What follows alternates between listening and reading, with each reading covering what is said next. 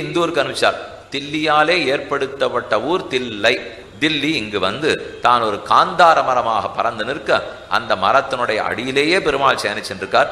திருவங்கி ஆழ்வார் 3ஆம் பத்து முதல் திருமொழி 2ஆம் திருமொழி ரெண்டாலையும் பாடியிருக்கார். காயோடு நீடு கனியுண்டு வீசு கடுங்கால் நுகர்ந்து நெடுங்காலம் 5 தீயோடு நின்று தவம் செய்ய வேண்டா திருமார்பனை சிந்தையுள் வைத்து மென்பீர் வாயோது வேதம் மல்கின்ற தொல்சீர் மறையாளர் 4 முறையால் வளர்த்த தீயோங்க ஓங்க புகழோங்கு தில்லை திருச்சித்திர கூடம் சென்று சேர்மின்களே. திருச்சித்திரகூடத்துக்கு போய் சேருங்கோள்னு கூறுகிறார். இனி பெருமாள் எப்படி எழுந்துள்ளிருக்கார் பார்ப்போம். அற்புதமான சயன திருக்கோலம். உள்ளே பெருமாள் சயனத்தில் உள்ளார். சயன திருக்கோலத்தில் மூலவர் கோவிந்தராஜ பெருமாள் அற்புத சயனம், போக சயனம், யோக சயனம் தன் 4 திருக்கரங்களோட சயனித்து கொண்டிருக்கிறார். 7 மலையை போலவே அந்த பெருமாள் அங்க சப்தகிரி வாசன், அங்க 7 மலை. இங்க இந்த பெருமாளுக்கு நாகப்பாம்பனுடைய